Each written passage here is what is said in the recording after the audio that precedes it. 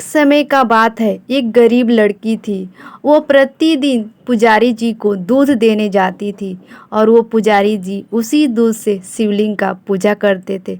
और जिस रास्ते से जाती थी वो लड़की, उस रास्ते में एक नदी पड़ता था और उस नदी में सिर्फ एक ही नाव था और उसी नाव से वो पार करके प्रतिदिन दूध देने जाती थी। एक दिन का बात है, जैसे ही वो लड़की अपने घर से निकली दूध देने, जैसे ही नदी के किनारे तट पे पहुंची, वो नाव खुल चुका था। वो उसमें नहीं बैठ पाई, नाव चला गया। फिर वहीं बैठकर वो नाव का इंतज़ार करने लगी। जैसे ही नाव वापस आया तो वो लड़की उस नाव में बैठ गई और पुजारी जी के पास गई दूध देने। तब तक बहुत देर हो चुका था और पंडित जी, जो पुजारी जी थे, वो बहुत गुस्से में थे और जैसे ही लड़की को देखे वो बहुत डांटे बोले और बोले कि अब दूध क्या करेंगे हम, दूध लाने में तुम बहुत देर कर दी हो, बताओ तुम इतना देर कैसे हुआ, कैसे देर कर दी।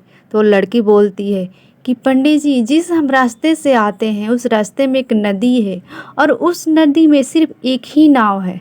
आज वो नाव मुझे देर से मिला बैठने को, क्योंकि मैं जैसे ही नदी के तट पे आई वो नाव खुल चुका था, इसीलिए देर हो गया। तो पंडित जी बोलते हैं, ये नदी तो छोटा मोटा है, भगवान के नाम लेकर तो लोग सागर भी पार कर लेते हैं और ये नदी कौन सी बात है। तो ये लड़की को दिल दिमाग पे ये बात छा गया और लड़की वापस वहीं से चल दी और शिव भगवान को नाम लेकर वो लड़की नदी पार कर गई।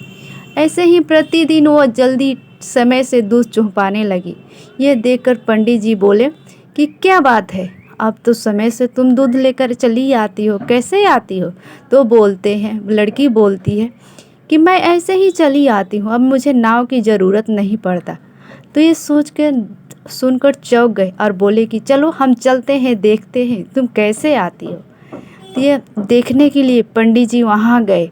वो लड़की वैसे ही भगवान का नाम लेकर और उस नदी में चलने लगी। ऐसा देख पंडित जी भी उसमें चलने लगे। जैसे ही अंदर गए पानी में वो गिर गए। तो लड़की बोली, आपने भगवान का नाम नहीं लिया होगा, इसीलिए गिर गए आप। और देखिए मैं जा रही हूँ, पार कर जाऊंगी। भगवान की पूजा करो तो सच्चे मन से करो, मंदिर में जाने की ज़रूरत नहीं है। भगवान कहीं भी मिल सकते हैं, बस उन्हें सच्चे मन से पुकारने की ज़रूरत होता है। और वहीं लड़की ने सच्चे मन से भगवान को पुकारा, याद किया। और पंडित जी तो प्रतिदिन भगवान की पूजा करते थे। तो आज के लिए इतना ही फ्रेंड। अगर आप लोगों को मेरी कहानी अच्छी लगी तो लाइक शेयर सब्सक्राइब ज़रूर करें। आज के लिए इतना ही। हर हर महादेव।